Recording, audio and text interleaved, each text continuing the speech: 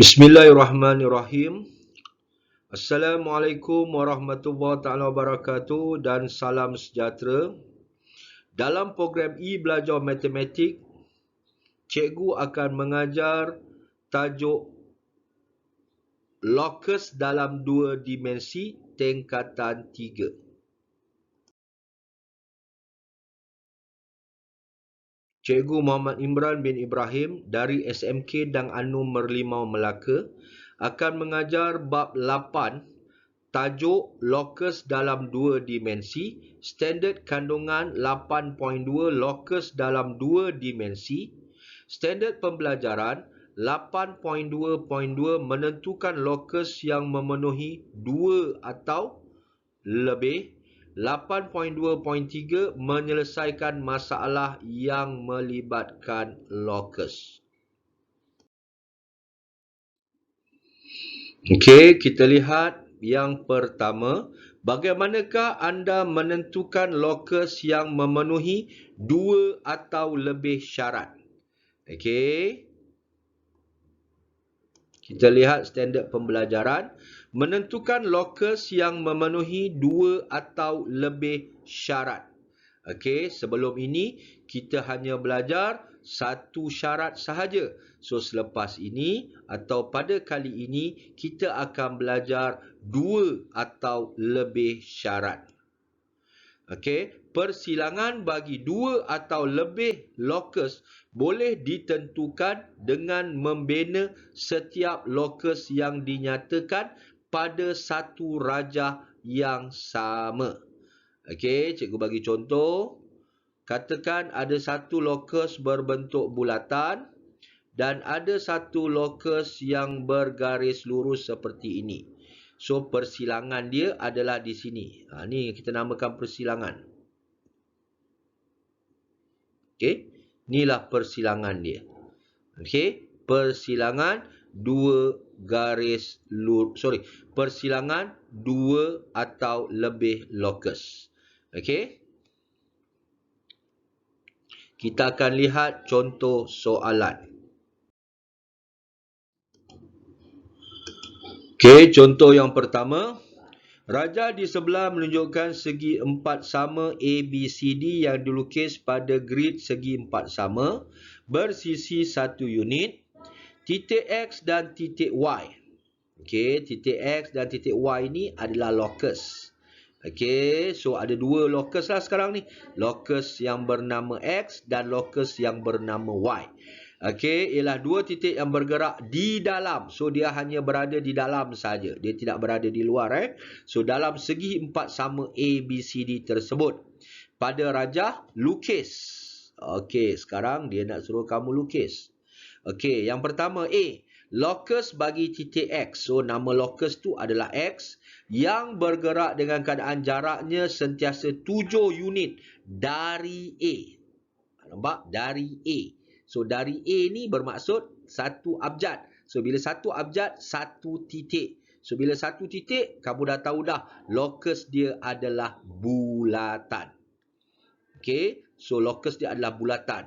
So, kamu kena guna jangka lukis, letak jarum dekat A.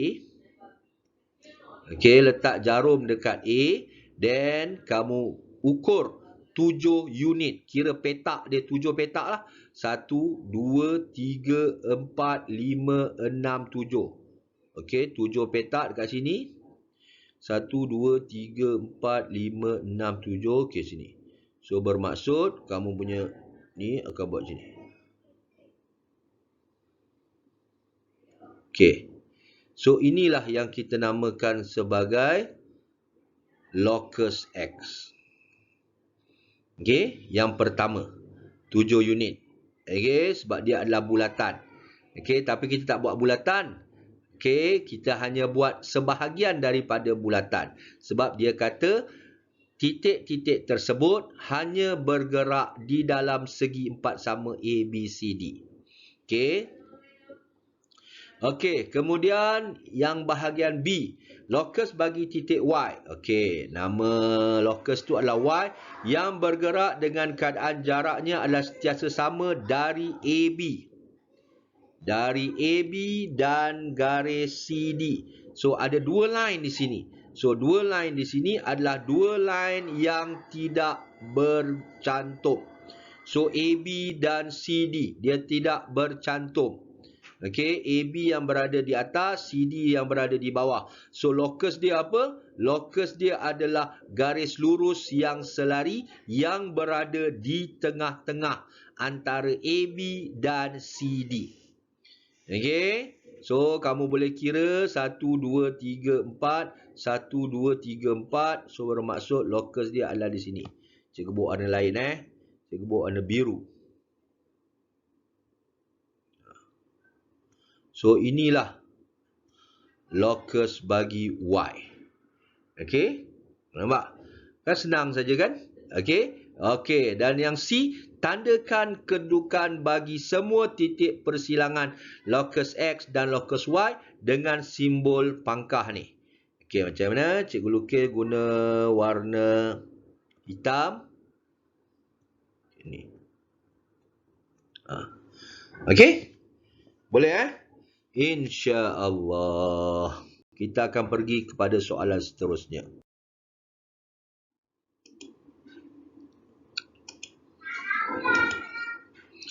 Okey, contoh seterusnya.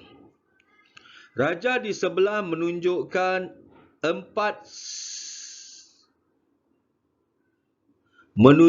segi empat sama bersisi 2 cm yang digabungkan.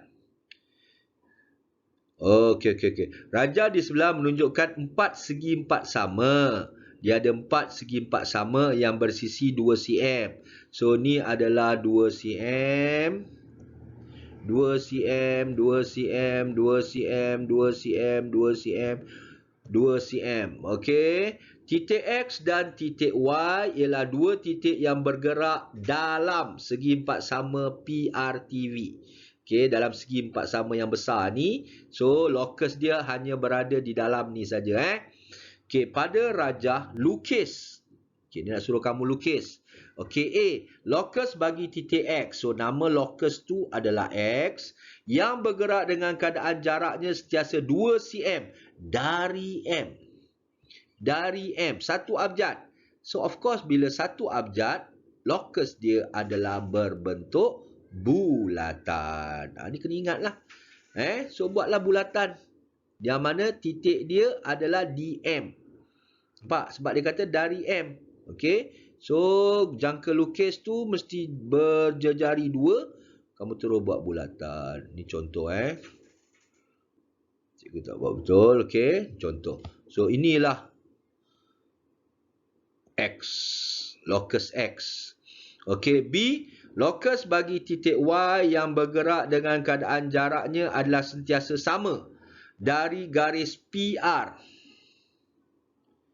dan garis PV. So, ni dua line. So, dua line yang bercantum. Bercantum dekat mana? P. So, bila bercantum dekat P, bermaksud dia adalah pembahagi dua sama sudut. So, pembahagi dua sama sudut dekat mana? Dekat P. Sebab dia abjad ada P. So, PV dengan PR. Ni boleh terus cantum saja terus. Okey. So, inilah locus bagi Y. Okey, kenapa kamu boleh terus garis?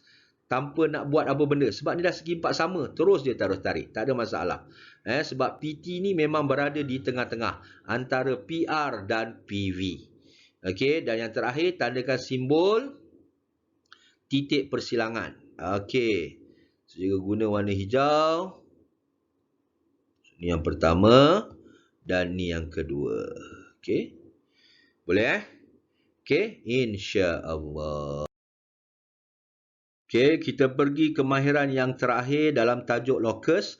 Bagaimanakah anda menyelesaikan masalah yang melibatkan locus? Okey, standard pembelajaran menyelesaikan masalah yang melibatkan locus. So, apabila soalan menyelibatkan penyelesaian masalah.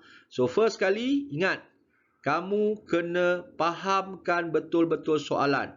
Kamu kena tahu apa soalan nak dan apa maklumat yang diberi. InsyaAllah, kalau kamu faham apa soalan nak dan apa soalan beri. Contoh dia bagi 1 titik, 2 titik, 1 line atau 2 line yang bercantum atau tidak bercantum. So, selepas kamu faham apa yang dia beri, insya-Allah kamu boleh buat. Okey? Okey. Seterusnya kita lihat pada contoh soalan. Okey, kita lihat kepada contoh soalan. Sebuah klinik akan dibina di sebuah kampung. Okey, sebuah klinik akan dibina di sebuah kampung. Klinik itu hendaklah berjarak sama. Okey, ini maklumat pertama yang telah diberi. Klinik itu hendaklah berjarak sama di antara rumah P dengan rumah Q. So, ni 2 titik betul? Okey, 2 titik. P dan Q. P dan Q. 2 titik. Kan cikgu dah bagi tahu kalau 2 titik, locus dia adalah apa? Pembahagi 2 sama serenjang. 2 sama serenjang. Okey, yang pertama. Okey, P dan Q. Kemudian, serta berjarak 600 meter.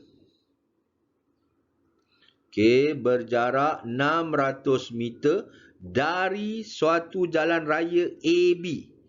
Ni apa? Ni satu line.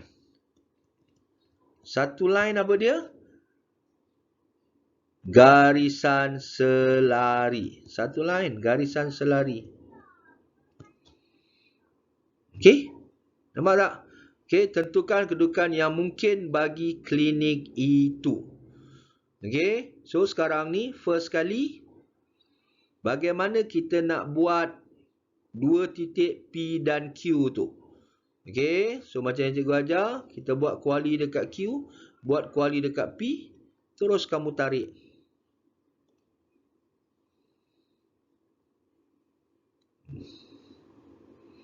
Okey? Contohlah.